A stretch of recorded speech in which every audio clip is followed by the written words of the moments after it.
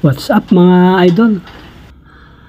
For today's video ngayon ito, magkakabit tayo ng tempered glass. So, madali lang naman po ito. Bali, 4 lang na piraso.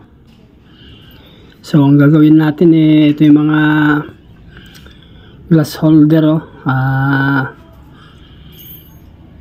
preparasyon namin. So, ito, tubular lang po kasi ito. Bakal.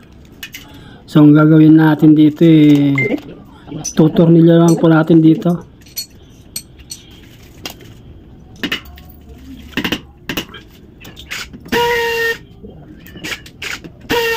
So, babarinaan natin ng 1/8. Saka natin ipasok tong tornilyo. So, mabilis lang po ito mga idol. Kailangan nakahulog yung ilalagay nating glass holder.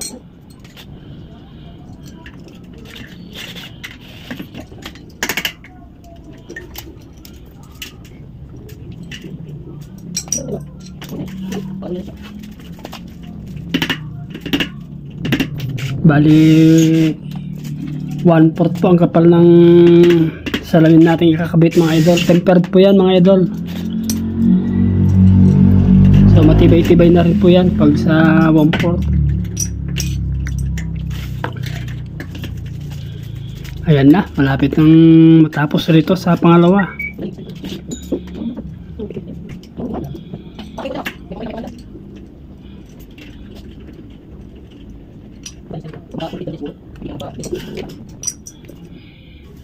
Dali lang po yung kabit to mga idol. Ayan, ayos na. Sasalpak na lang yung goma saka salamin. Ayan na, okay na, ka-ready na po yung mga idol. Ganyan lang po. Dito sa gilid sa semento, totox ko na lang po dyan. Yung kailangan yung mahabang tox para matibay-tibay. Ito na lang mga idol. So okay na. Salpak na natin.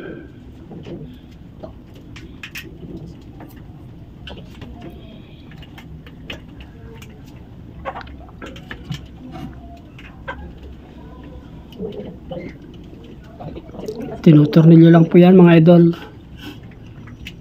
May mga adjustment po yan para kung gusto mo yung taas niya saka sa baba.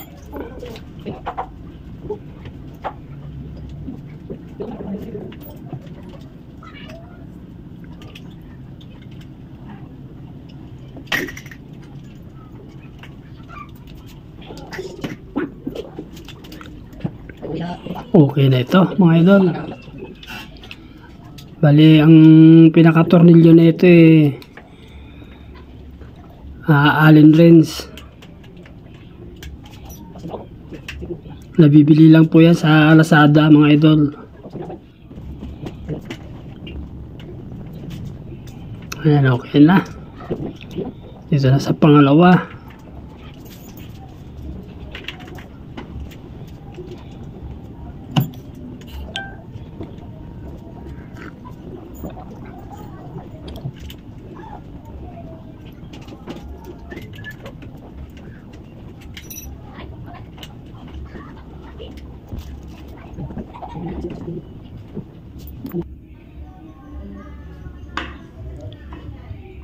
So ito nga pala idol yung mga ginagamit ko. Ayan, nagkakaltas po ako ng plastic ng silicone. So yan ang pinagpapatungan ko para iwas basag.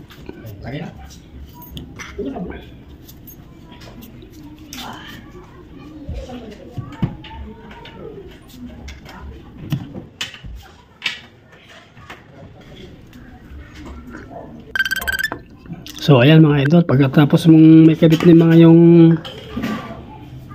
mga tornilyo, ayan lang po, hihilain mo lang yung silicone. Okay na po yan, nakapantay-pantay na po yan. So okay na mga idol. Konting linis-linis na lang. Uwian na. Yung ano lang, blade ng cutter. So, thank you, thank you. Next time na naman. Another project na naman. So, ayan na po yung kinalabasan, mga idol. Terrace po yan sa second floor. Thank you.